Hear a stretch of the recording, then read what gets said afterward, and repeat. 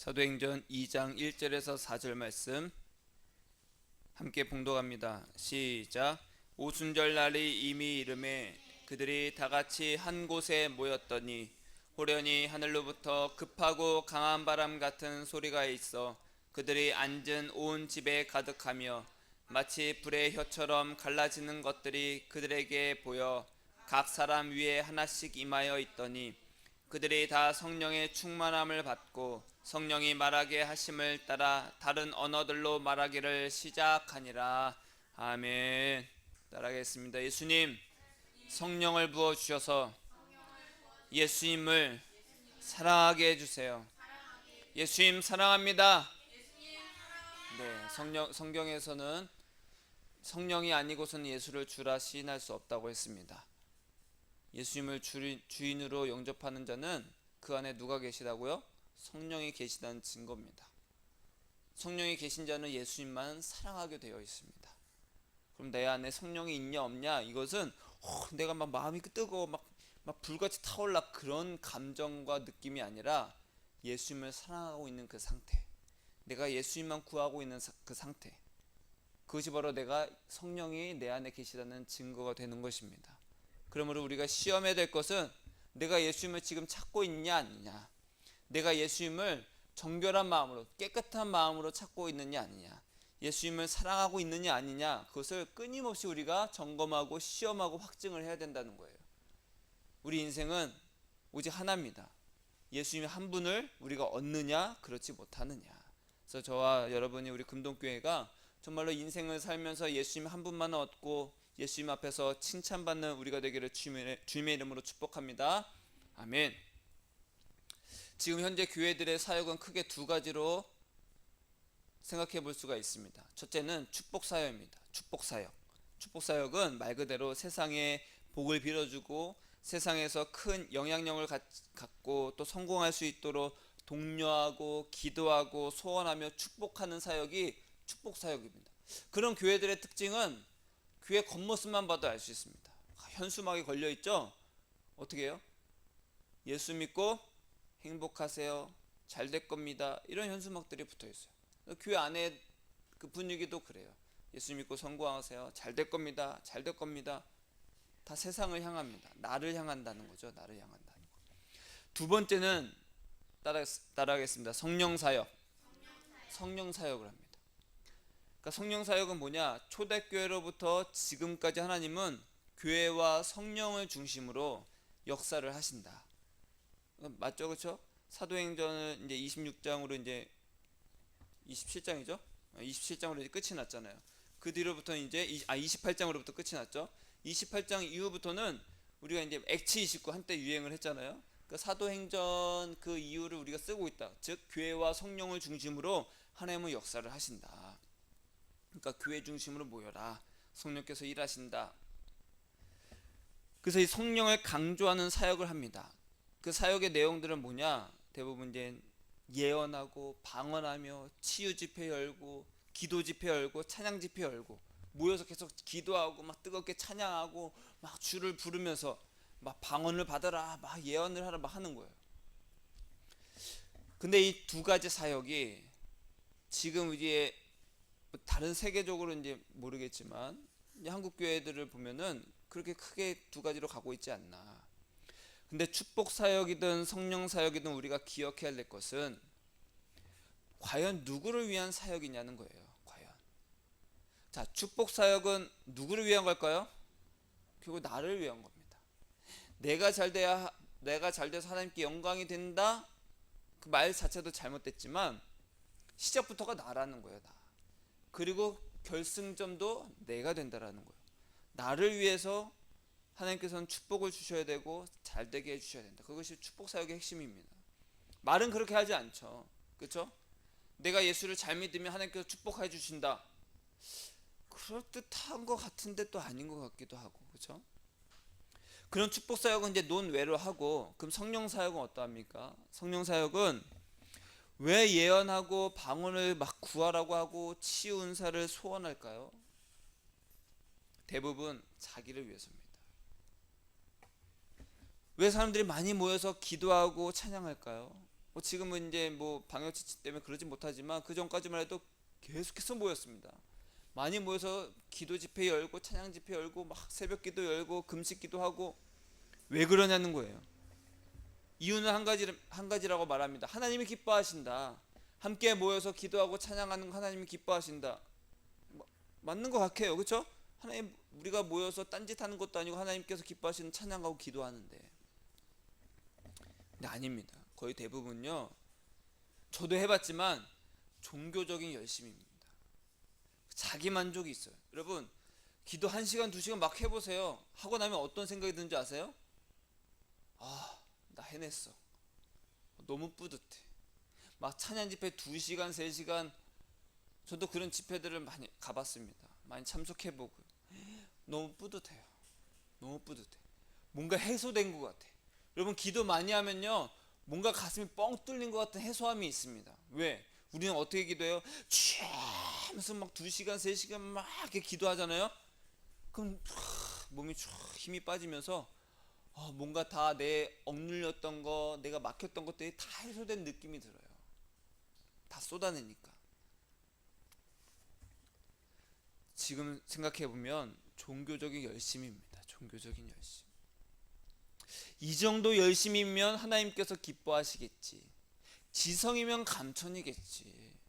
하나님도 1시간 기도한 사람보다 3시간 기도한 사람 기도 더 잘 들어주지 않겠어?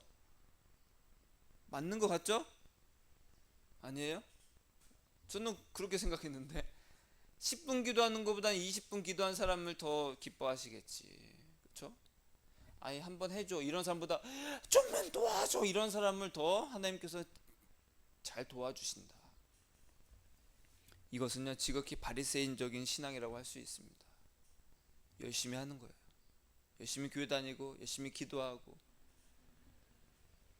여러분, 지금은 마지막 때입니다. 따라하겠습니다. 지금은 마지막 때다. 지금 마지막 때입니다.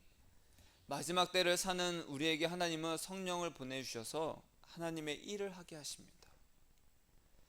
마지막 때는요, 뭔가를 더 새롭게 하고 하는 것이 아니라 내가 과연 이 마지막 때를 어떻게 준비하고 내가 예수님 안에서 과연 있는가, 그것을 확증하고 시험하는 날이라는 거예요. 남들이 뭘 하고 그거는 중요치 않아. 내가 예수님 안에서 있는지 아닌지. 여러분, 예수님께서 오셨는데 예수님, 저 지금까지 기도요 10,000시간 했습니다. 그게 나랑 무슨 상관이냐라고 그런 말 들으면 어떻게 할 거예요? 여러분, 그래서 우리는 이 마지막 때의 중요한 것은 뭐냐? 이 성령 사역, 또 성령의 은사, 이것을 제대로 알아야 된다. 따라가겠습니다. 제대로 알자. 제대로 알기를 이 시간 말씀을 듣고 그런 은혜가 있기를 축복합니다. 이 초대교회 시대에 성령님께서 제자들에게 다 임했어요. 오늘 말씀해 보니까 그렇죠? 불의 혀같이 오순절 날에 이제 제자들이 한 12명, 120명 정도의 사도들과 이제 성도들이 모여서 기도하는데, 성도들이 이제 기도하는 가운데 그 위에 성령이 불의 혀같이 임했습니다.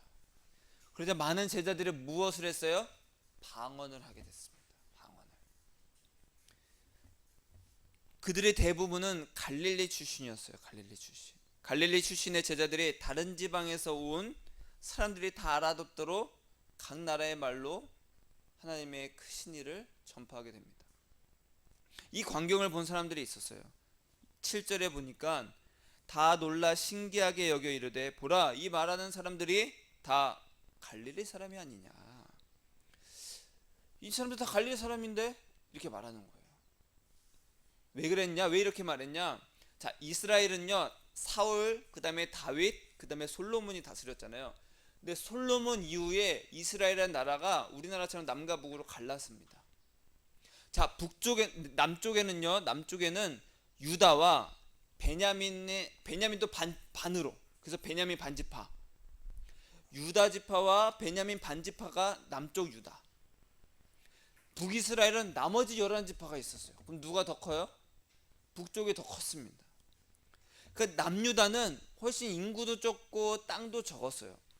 그런데 남유다는 기가 막힌 게 있었어요. 뭐냐? 예루살렘이 있었습니다.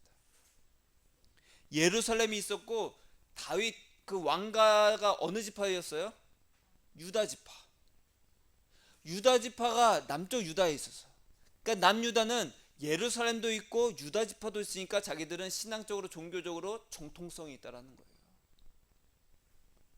그 정통성 하나로 자존심을 세우면서 북이스라엘을 무시했습니다. 자기네들보다 더 큰 나라인데 무시하면서 살았어요. 너희들은 예루살렘도 없지. 우리는 예루살렘이 있어서 하나님께서 지켜주신다. 우리는 다윗의 왕가인 유다 지파가 있다.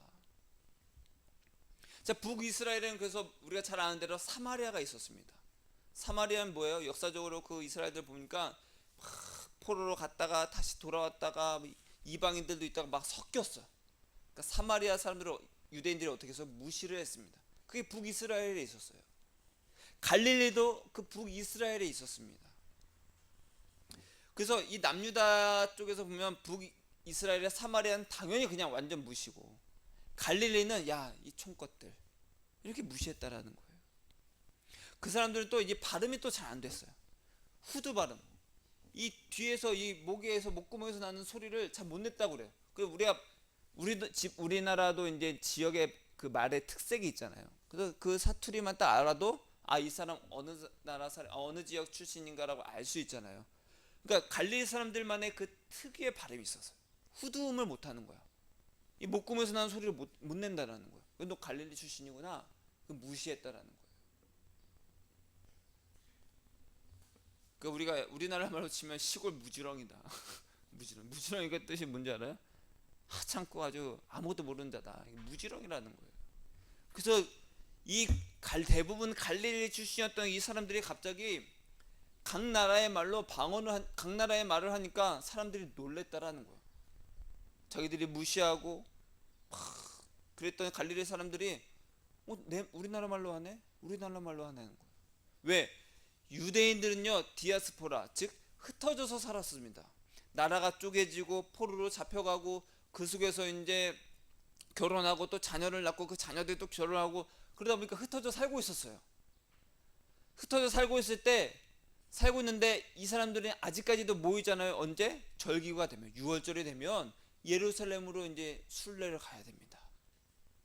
1년에 3번을 가야 된다고 했는데 점점 시간이 흐르면서 야, 멀리 사는 유대인들은 잘 못 가니까 야, 1년에 한 번 딱 가자. 그리고 또 오순절부터 시작해서 6월절까지 한 번에 갈 수 있도록 한 번 딱 가자. 그 2번의 절기를 지키는 거니까. 그때 각 나라에서 각 지역에서 흩어졌던 이방인은 아니지만 다른 곳에 살고 있는 유대인들이 이제 모인 거야. 절기를 지키려고 모였는데 갑자기 갈릴리 출신 사람들이 자기가 거기서 지냈던 그 지역의 나라의 말들을 막 하는 것을 보고 놀랬다라는 거죠. 여기서 2가지 사실을 알 수 있습니다. 초대교회에 처음 임했던 방언이 각 나라에서 쓰는 그 방언이었다는 거고, 2번째는 그 방언으로 하나님의 큰 일을 말했다는 것이에요. 저는 어렸을 때 기도를 했습니다. 하나님, 이왕에 방언 주실 거면 뭘로 달라? 영어로 주세요. 영어 공부 안 해도 되잖아요. 고등학교 때 그런 기도했습니다. 그런 기도 해보셨어요? 저는 영어로 방언했으면 좋겠더라고요. 영어 공부 안 해도 되니까. 하나님, 제발 영어로 방언을 주세요. 영어로 방언을 주세요. 남들이 들을까봐 속으로 하나님, 영어로 방언 주세요. 속으로. 근데 영어를 방언을 안 주시더라고. 이유가 있었어요. 나중에 알았어요. 이유가 있었어요. 여러분, 다른 나라의 말을 내가 갑자기 영어로 막 샬랄샬랄 막 말을 합니다. 잘해. 그러면 사람들이 놀라겠죠? 아니, 쟤 영어 못했던 애가 왜 이렇게 잘하지? 근데 우리가 생각하는 것은 그래요. 갑자기 다른 나라의 말을 잘하는 것에 더 놀라지, 갑자기 다른 나라의 말로 통해서 무엇을 전하느냐, 그거는 별로 중요하게 생각하지 않는다는 거예요. 즉 어느 나라 말을 갑자기 했느냐가 중요한 것이 아니라 그 언어로 무엇을 말하느냐가 중요하다는 겁니다. 외국어를 할 수 없는 사람이 외국어를 말하는 것도 놀랍지만 그 말 속에 있는 내용이 더 중요하다라는 거예요. 종교적인 정통성이 없어서 무시받던 갈릴리 사람들이 방언으로 하나님의 큰 일을 말하는 것을 두고 베드로는 구약의 그 요엘 선지자가 말한 것을 인용을 합니다. 그 사도행전 2장 17절에 보니까 하나님이 말씀하시기를 말세에 내가 내 영을 모든 육체에 부어주리니 너희의 자녀들은 예언할 것이요 너희의 젊은이들은 환상을 보고 너희의 늙은이들은 꿈을 꾸리라. 베드로가 하나님의 그 큰일 말함을 보고 어떤 감동을 받았기에 이 요엘 선지자가 선포한 말씀을 인용했을까요? 그 요엘 2장 28절에 보니까 제가 봉독하겠습니다. 그 후에 내가 내 영을 만민에게 부어주리니 너희 자녀들이 장래일을 말할 것이며 너희 늙은이는 꿈을 꾸며 너희 젊은이들은 이상을 볼 것이며. 요엘 선지자는 베드로가 말했던 그 예언을 장래일이라고 요엘 선지자는 말을 했습니다. 자, 베드로와 다른 제자들은요 이미 예수님의 말씀을 통해서 예수님 성령님께서 오시면 어떤 일을 하실 것인지 그것을 이미 들어서 알고 있었어요. 예수님 뭐라고 말씀하셨냐면 요한복음 16장 13절에 진리의 성령이 오시면 그가 너희를 모든 진리 가운데로 인도하시리니 그가 스스로 말하지 않고 오직 들은 것을 말하며 장래일을 너희에게 알리시리라. 무엇을 알리신다고요? 장래일을 알리신다. 자, 베드로와 제자들은요 성령님께서 장래일을 말씀하는 분이시라는 것을 이미 예수님께 들어서 알고 있었어요. 그러면 성령님께서 장래에 일어날 그 어떤 일, 그 일이 도대체 무엇일까? 그래서 예수님께서 이어서 말씀하셨어요. 그가, 즉 성령이, 따라하겠습니다. 내 영광을 나타내리니. 누구의 영광이요? 예수님의 영광을 나타내리니 내 것을 가지고 너희에게 알리시겠습니다. 자, 베드로는 성령께서 오시면 예수님의 영광을 나타내실 것이라는 것을 예수님께 들어서 알고 있었습니다. 그러니까 성령님은 예수님의 영광을 우리들에게 나타내시는 분이라는 거예요. 이 세상에 예수님 위에 그 어떤 것도 영광스러운 것이 없다라는 것을 알려주신다는 거예요. 예수님이 가장 귀하다. 너희들 인생 살면서 예수님이 가장 귀한 것을 내가 알려주리라. 그것이 누구라고요? 성령이시라는 거예요. 성령. 예수님의 영광을 우리들에게 알려주고 나타내신 이것이 방언의 내용인 하나님의 큰 일이라는 것입니다.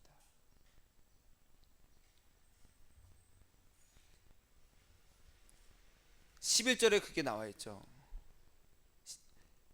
우리의 각 언어로 하나님의 큰 일을 말함을 우리가 듣는도다.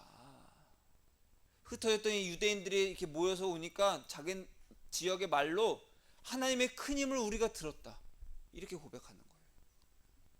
자, 이 방언의 내용이 하나님의 큰 일인데 더 구체적으로는 그 큰 일의 내용이 뭘까? 여러분, 베드로는 이 세상에서 사람이 행해야 하는 가장 위대하고 큰 일은 오직 예수님을 사랑하는 것임을 알았던 제자입니다. 베드로는요 예수님을 향해서 아주 뜨거운 마음을 갖고 있었어요. 예수님, 난 예수님 위해서 죽을 수도 있습니다. 아주 열정적인 제자였어요. 예수님의 그 가장 가까웠던 3명 중에 제자 한 명이 베드로였습니다. 열심히 있었습니다. 너는 닭이 3번 울기 전에 나를 부인할 거야. 아닙니다. 난 목숨을 걸 수 있습니다. 호언장담했어요. 근데 예수님이 진짜 잡히시고 십자가 달리니까 어떻게 됐어요? 저 멀찌감치 조용히 사람들 팀에 껴서 모닥불지하고 있었어요. 그래서 사람들 너도 갈릴리 출신인데 왜? 말투를 보면 알잖아요. 너 봤어? 너 예수랑 다니는 거 봤어? 너 제자지? 그 베드로가 어떻게 했어요? 아니다. 난 저 사람 몰라. 심지어 저주까지 했습니다. 그 예수님이 죽으셨어요. 베드로는 어떻게 했어요? 딴 곳으로 갔습니다. 예수님께서 죽으신 후에 이제 베드로는 낙심을 했습니다. 왜? 예수님께서 말씀하신 대로 정말로 자기가 3번 부인을 한 거예요. 예수님, 난 모른다. 예수, 저 사람 누군지 모른다. 낙심 가운데 이제 원래 베드로가 무슨 출신이에요? 뭐 하던 사람이에요? 어부였잖아요. 또 고기 잡으러 갔습니다. 다시 고기 잡으러 가야 되겠다. 그런 베드로에게 예수님께서 찾아오셔서 무엇을 물으셨어요? 베드로야, 네가 나를 사랑하느냐? 너 일로 와. 내가 3번 부인한다고 했는데 너 날 위해 죽을 수 있다며? 근데 뭐 저주까지 일로 와, 일로 와. 그랬어요? 안 그러죠. 우리가 그러면 어떻게? 야, 배신자부터 처단하자. 예수님 안 그러셨어요. 찾아오셔서 떡과 그렇죠? 생선을 구워 주시면서 베드로야, 네가 날 사랑하느냐? 사랑하느냐? 사랑하느냐? 3번이나 물으셨어. 결국 예수님을 사랑하는 것보다 위대하고 큰 일은 없다라는 거예요. 베드로와 제자들은 그 장래일, 유해 선지자가 말한 그 장래일이라는 것이 예수님과 내가 앞으로 어떠한 관계가 될 것인지에 대한 그 장래일입니다. 우리가 말하는 장래일은 내가 앞으로 사업을 할 건데, 내가 앞으로 이렇게 하고 싶은데, 이런 계획이 있는데 어떻게 될까요? 그게 장래일이 아닙니다. 그건 점치는 사람들이 하는 거예요. 귀신들이나 우리의 마음을 홀리는 것이 그렇게 하는 겁니다. 우리는 끊임없이 우리의 인생이 어떻게 될 것인지를 궁금하는데, 예수님은 오직 한 가지 관심입니다. 너와 내가 앞으로 어떻게 될 것인지를 내가 알려주겠다. 누구를 통해서? 성령을 통해서. 한 사람 한 사람과 예수님의 그 관계가 미래에 앞으로 그 사랑의 관계가 어떻게 될 것인지를 베드로는 알았어요. 장래일을 안다는 거예요.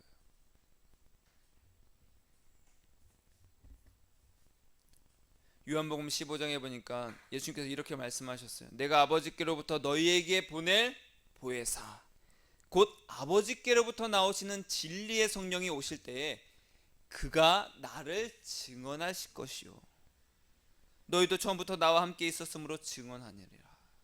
성령님은 누구를 증언한다고요? 예수님을 증언한다는 거예요. 여러분, 예수님과 동행하면요, 방언이든 예언이든 환상이든 성령의 그 모든 은사의 목적은 예수님과 내가 사랑의 그 마음을 주고받기 위한 것이라는 걸 알게 돼요. 성령님이 나에게 은사를 왜 주시느냐? 왜 성령을 받으면 방언을 하고 예언을 하고, 누구는 치유의 은사가 있고, 누구는 가르치는 은사, 지식의 은사, 지혜의 은사, 통변의 은사, 왜 이런 은사를 주냐? 예수님과 마음을 주고받기 위한 것이라는 걸 알게 되더라. 제가 아까 말씀드렸죠. 제가 어렸을 때는 영어를 방언으로 달라고 기도를 했지만, 지금은 그것을 나에게 영어로 안 주신 것을 감사한다. 왜? 제가 방언으로 기도하면은 알아듣습니까? 못 알아듣습니다. 못 알아들어요. 누구하고만 알 수 있어요? 예수님과만 내 영혼이 아는 거예요. 근데 만약에 내가 영어로 해. 근데 이 중에서 영어를 그냥 듣는 사람이 있어. 저 사람 저렇게 하는구나. 알아듣게 된다는 거예요, 누군가. 이해되십니까? 그래서 예수님 나에게 영어로 안 주셔서 감사합니다. 제가 방언으로 기도하고 찬양해 보니까 알게 되더라고요. 무슨 말입니까? 우리가 부부끼리도 연인끼리도 두 사람만의 말이 있잖아요. 주고받는 대화, 그렇죠? 주고받는 비밀이 있다라는 거예요. 근데 그것을 누군가 계속 옆에서 듣고 있으면 그게 마음이 편하겠습니까? 안 되죠. 예수님이 원하시는 그거예요. 각자가 예수님과 개인적으로 사랑의 교제를 하기를 원하신다는 거예요. 그런데 누군가가 그거를 엿듣고 있고 그거 말하고 있고 그러면은 굉장히 방해가 됩니다. 예수님과 관계되지 않는 그 어떤 성령의 일이나 은사는 존재하지가 않습니다. 그래서 성령님의 가장 큰 목적은 우리들에게 누구를 나타내신다고요? 예수님을 나타내시는 거예요. 그래서 이것이 우리들이 받을 가장 큰 일, 제자들이 성령을 받고 방언으로 말한 하나님의 큰 일이 바로 그겁니다. 예수님을 나타나고 예수님을 증언한 거였어요. 이제 우리는 성령님의 그 은사 사용에 대한 편견을 바꿔야 됩니다. 내려놔야 돼요. 성령의 오신 목적은 우리들 각자가 예수님을 사랑하게 하는 것임을 깨달아야 된다는 거예요. 따라하겠습니다. 예수님, 나에게 성령으로 충만케 해주셔서 예수님을 나타내 주시고 예수님을 사랑하게 해주세요. 여러분, 성령의 그 은사를 우리 교회에서 사용하게 되면 유익합니다. 성령의 은사는 우리들에게 누구를 나타내기 때문에? 예수님을 나타내기 때문에. 그 성령의 은사들, 치유든 예언이든 방언이든 뭐든지 간에 교회에서 사용하면 유익하다라는 거예요. 예수님을 나타내는 목적으로. 그래서 고린도전서 12장 7절에 각 사람에게 성령을 나타내심은 유익하게 하려 하심이라. 그런데 성령의 그 은사, 즉 예언이나 방언이나 통변이나 신유, 그 치유 은사 같은 은사가 예수님을 사랑하는 것의 유일한 것은 아닙니다. 즉 성령의 은사만이 예수님을 사랑하는데 유일한 방법은 아니라는 거예요.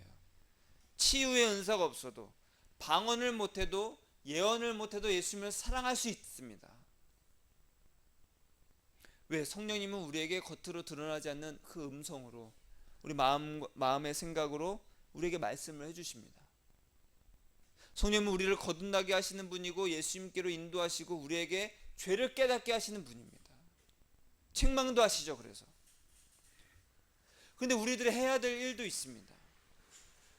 그것은 성령께서 우리에게 은사를 주셨으면 그 은사를 사용해서 다른 사람을 섬겨야 된다는 거예요.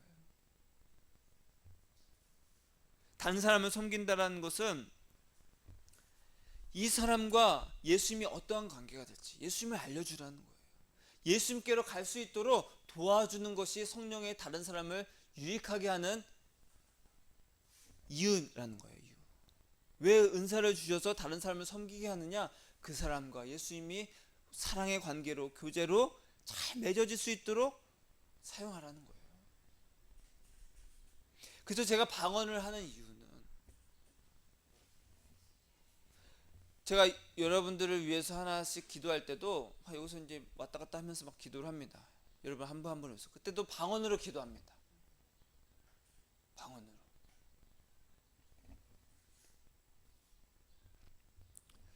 혹자는 말합니다. 야, 성령이 알아서 다 하셔. 성령이 인도하신 대로 그냥 다 하셔. 성령이 다 이끄셔. 넌 가만히 있어. 진짜 가만히 있는 사람도 있습니다. 그렇죠? 가만히 있는 사람도 있어. 성령이 알아서 하신다. 물론 가만히 있어도 성령님께서 하시는 일도 있습니다. 그러나 우리로 하여금 은사를 사용하도록 해서 이루시는 성령의 역사함도 있다라는 거예요.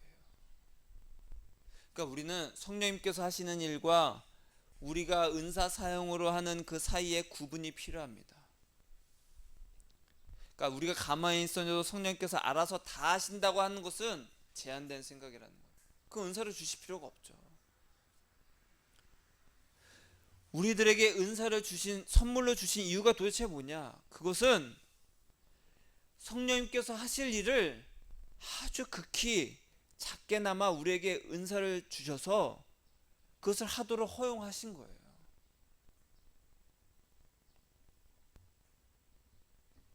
왜?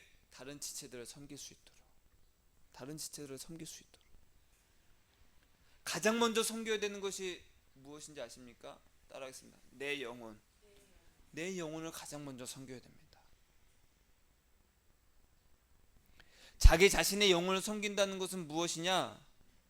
방언을 통해서 우리의 영혼이 내 것이 아니라 하나님의 것임을 알고 내 영혼이 예수님과 사랑의 교제, 그 관계 가운데 돈독하게 있을 수 있도록 내 영혼을 위해서 방언을 하는 겁니다.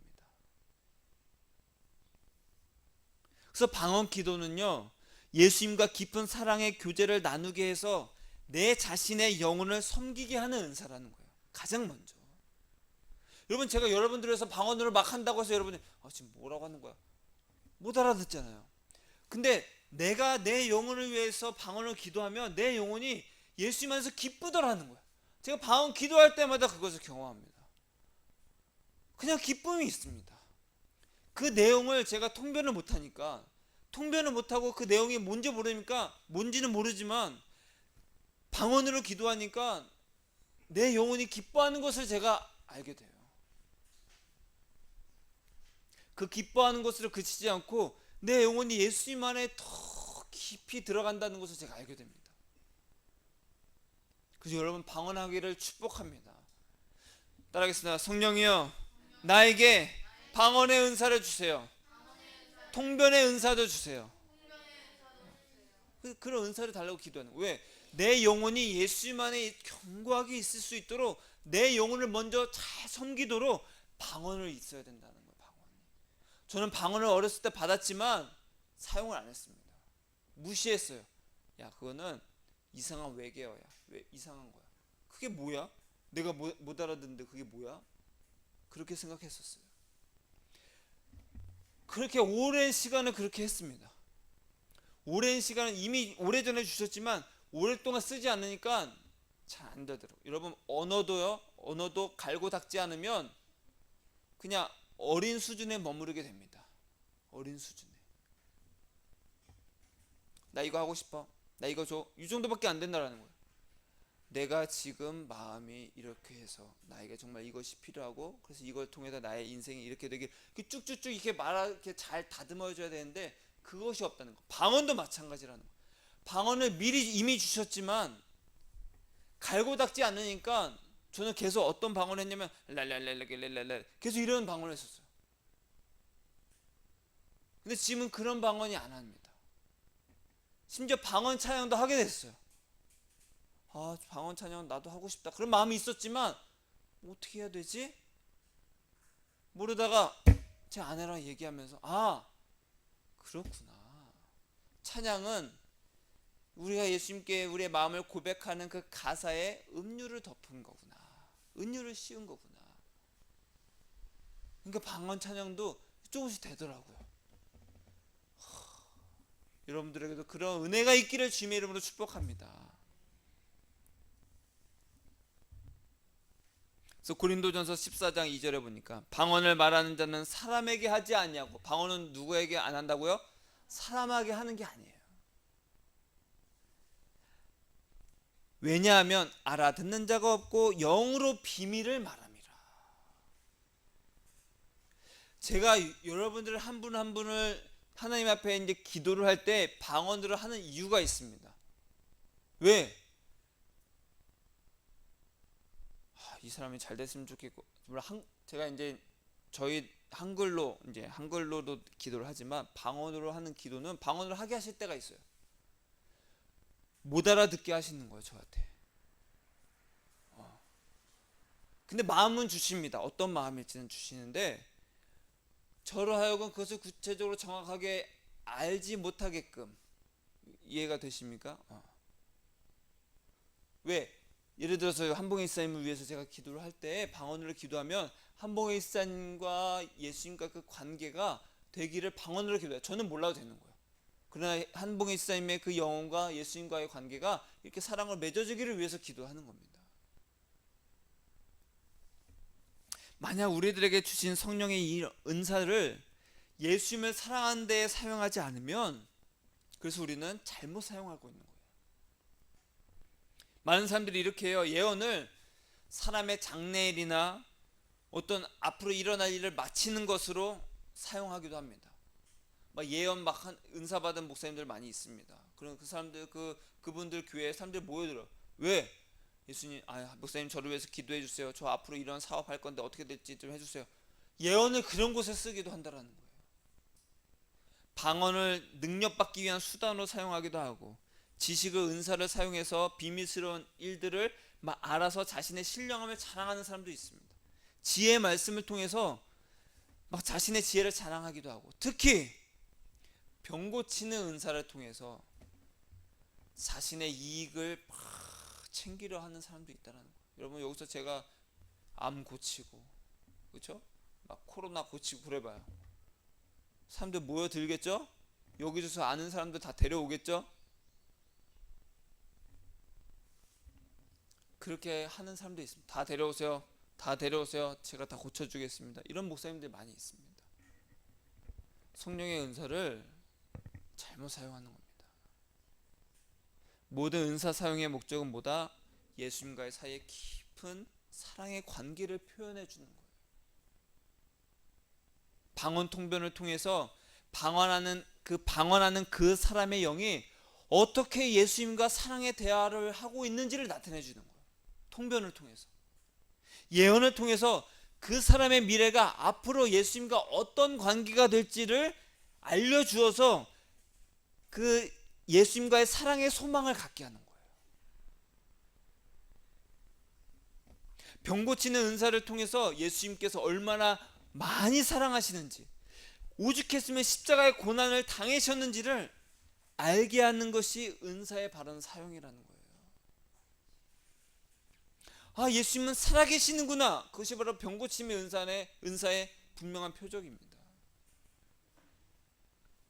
여러분, 우리들의 미래는요, 예수님 안에서의 그 사랑의 미래여야 됩니다. 내가 앞으로 예수님과 어떠한 관계가 될지, 예수님 안에서 어떤 관계가 돼서 내가 예수님 앞에 어떻게 서 있을지,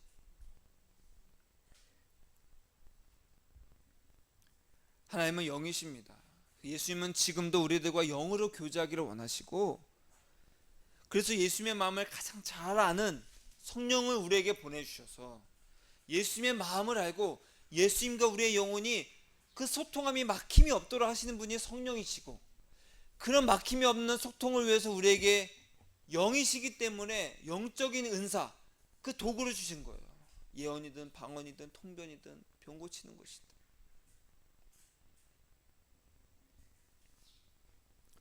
그래서 고린도전서 2장에 이렇게 이야기하죠. 성령은 모든 것 곧 하나님의 깊은 것까지도 통달하시느니라. 사람의 일을 사람의 속에 있는 영 외에 누가 알리요. 이와 같이 하나님의 일도 하나님의 영 외에는 아무도 알지 못하느니라. 여러분, 하나님의 일을 알고 싶습니까? 하나님이 나를 통해서 어떻게 일하실지, 나를 통해서 무엇을 하실지 알고 싶으시냐는 거예요. 그런 거 좀 많이 궁금했습니다. 사람은 알 수 없습니다. 알 수 없어. 누구만 알 수 있다? 하나님의 영, 성령만이 알고 계시다. 그러므로 우리가 성령을 구할 때 성령께서 우리에게 충만히 임하여 주셔서 예수님과 우리가 더욱더 돈독한 사이가 되도록 하신다라는 거예요. 여러분, 방언을 많이 하시고 또 방언의 은사를 사모하시기를 축복합니다. 예언을 사모하시기를 축복합니다. 여러분 가운데 통변하는 은혜가 있기를 축복합니다. 은사를 사모함의 유일한 목적은 예수님을 사랑하기 위한 것이 되기를 축복합니다. 그래서 예수님과 깊은 사랑의 관계의 날들을 많이 누리시기를 축복합니다. 그렇게 하도록 우리에게 은사를 주신 거예요. 이 사람들은 갈릴리 사람들이 아니냐? 그런데 이 사람들이 우리나라의 말로 하나님의 큰 일을 말하는 것을 우리가 보고 듣고 있도다. 여러분들에게 방언의 은사가 넘치고 통변의 은사가 넘치고 또 예언하는 자도 나타나고 치유의 은사도 받아서 정말 예수 사랑하는데 더욱더 섬기고 또 쓰임받는, 그래서 성령을 통해서 또 성령의 은사를 통해서 예수님을 더욱더 깊이 사랑하는 저와 여러분이 되기를 주님의 이름으로 축복합니다.